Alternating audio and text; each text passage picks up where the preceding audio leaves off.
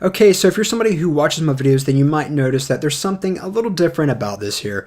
I didn't have my intro and I didn't jump right into the synopsis, and the reason being is because as I was editing this video, it occurred to me that I didn't really touch on the O.J. Simpson trial. And one of the big questions that usually gets asked when discussing the O.J. Simpson trial is that, where were you during the white Bronco chase? And my answer is this: I was alive.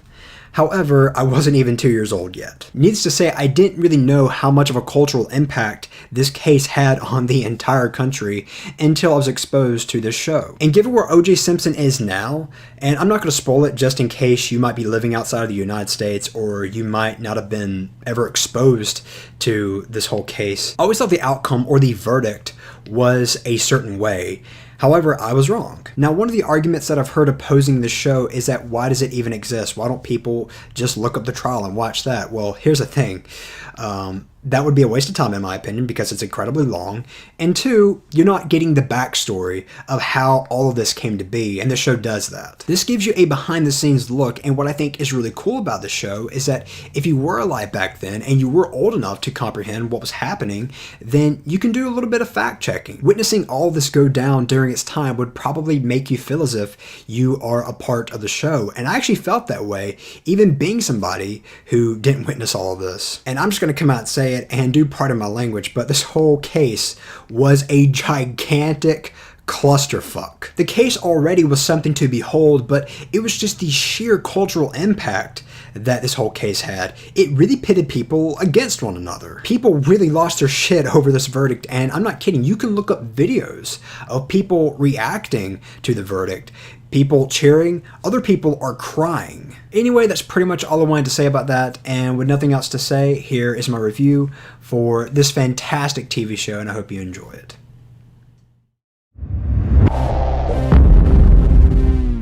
Hi, welcome to my review of American Crime Story Season 1, The People vs. O.J. Simpson. Based on the book by Jeffrey Tobin, The Run of His Life, The People vs. O.J. Simpson is a courtroom biodrama centered on the immensely controversial criminal for murder trial of football superstar O.J. Simpson for the murders of his wife Nicole Brown Simpson and her friend Ron Goldman that occurred on June 12, 1994. So American Crime Story is an anthology series that premiered on FX back in February, and it was created by Scott Alexander and Larry Karasiski. And then you have Ryan Murphy, who doesn't serve as a creator or a writer, but serves as an executive producer, and also directed some of the episodes in American Crime Story as well. And if you don't know who Ryan Murphy is, he is responsible for such shows as Glee, Scream Queens, and a show that I actually do watch of his, and that is American Horror Story, which it's not the epitome of greatness because it's kind of all over the place, but I still think it's a lot of fun to watch nonetheless. So being a fan of American Horror Story and seeing Ryan Murphy's involvement with the show, especially when the show is titled American Crime Story,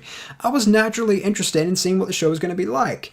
And I have to say that nothing prepared me for how great this show was going to be, because from the very first episode, I was hooked, especially given that it reminds me so much of a David Fincher film, something like Zodiac or Gone Girl, or maybe a little bit of The Social Network. And if I can be completely honest with you, I actually like this show more than I like those films. And that's saying quite a bit. The People vs. O.J. Simpson is without a doubt some of the best television that I've ever seen in my entire life. Something that is in the ranks of Breaking Bad, Game of Thrones, Fargo, and of course True Detective Season 1. And what I really love about this show is how cinematic it is. It has a lot of dimension in the camera work, a lot of it's handheld, it's constantly moving, and it feels like a 10-hour film. This is just further proof that TV can be better than most movies, because you're able to get a lot of this dimension that you otherwise would not be able to get in 2 hours and 30 minutes. The writing is very tight, the characters are oh so complex and well realized, and if you don't understand their motivations at first, by the time the season ends, you will, because it all comes full circle and it all makes sense. They're easily very sympathetic. They're people that you want to invest your time in. I mean, they don't come across as characters, they come across as people. And it also doesn't hurt when these characters, based on real people of course, are being portrayed by actors who are given performances that are like, holy shit, wow, amazing. Because all the performances, the small ones, big ones, doesn't matter, are all incredibly top notch. And honestly, this is probably the best ensemble that I will see in TV or film all year. No bullshit. So let's talk performances and characters. And first off, we have American Horror Story alumni Sarah Paulson, who plays District Attorney Marcia Clark, who is lead prosecutor on the O.J. Simpson case. And Sarah Paulson, she did something that is just utterly insane. If you watch American Horror Story, then you would know that she appeared on this past season Hotel. And here's the thing. She would film American Crime Story during the day, and at night she would turn around and she would film American Horror Story. That just blows my mind, because it's not just enough to take up the challenge of doing 2 shows in one day, memorizing all that legal mumbo jumbo, but it's another thing to just give an outstanding performance. Her performance as Marcia Clark is spot on, at least from what I know of Marcia Clark, and she's able to bring all this dimension to this character. She does a brilliant job at bringing out all the intricacies in the Marcia Clark character, because she's not just dealing with the O.J. Simpson case, she's also dealing with a custody battle. She has to constantly deal with the constant berating of her as a person because of what she's doing, and she gets a lot of hate for it. She's seen as a villain, and people constantly call her a bitch. And not to mention, she's also dealing with being a woman in a male-dominant profession. However, she isn't in it alone. She also has Chris Darden, who's another prosecutor, and he is played by Sterling K. Brown. And Sterling K. Brown, another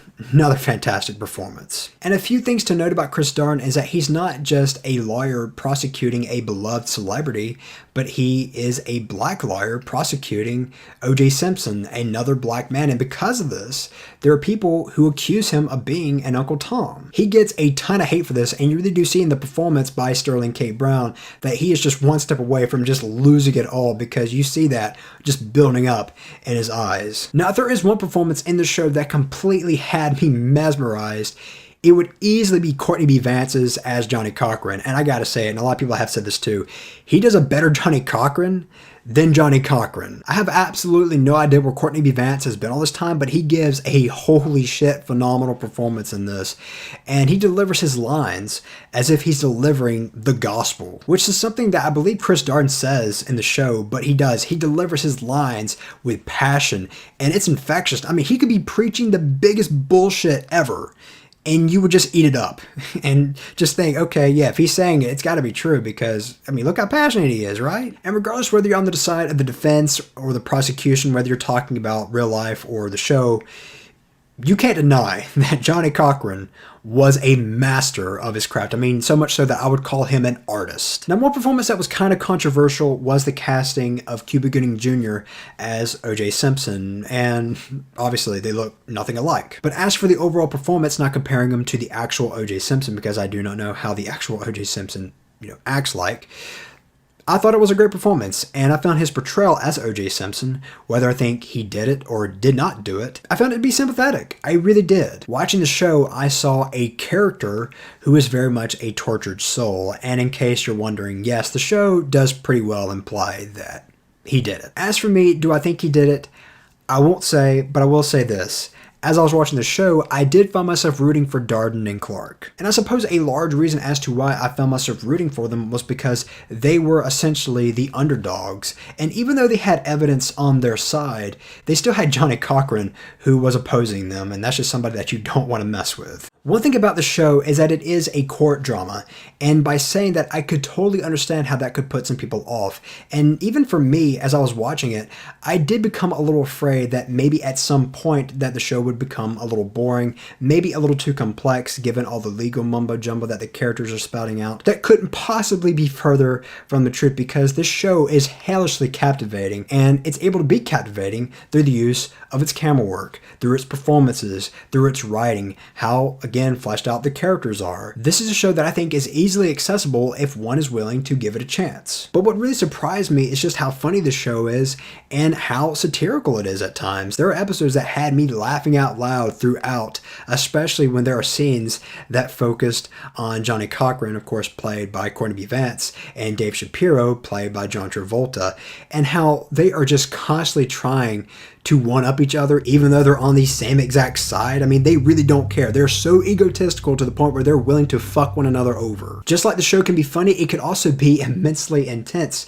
This show doesn't even really have violence, and yet it's one of the most intense shows that I've ever seen in my entire life. And it's especially intense when they get in that courtroom. The show could also be very much emotional too, especially within the last episode, where there's a lot of weight to be found there. As for any overall problems with the show, I don't really have any, although I do have a slight problem with episode 6, which I do think is the weakest episode in the entire show. The episode is titled Marsha, Marsha, Marsha, and by no means do I think it's a bad episode. In fact, I do think it does a great job at really putting you in Marsha Clark's shoes, given all the turmoil that she was experiencing because of the state of her hair, which is just ridiculous. But yeah, I felt really bad for her. But the reason why I found it to be the weakest is because it felt a little fillerish, not in the sense that it doesn't really amount to anything, but because this is where it kind of seemed as if they decided to save a little bit of money and not really utilize the rest of the cast all that much. They're there, but they're there in just little tiny bits. And it also suffers a problem that American Horror Story often suffers from, and that is bad use of music.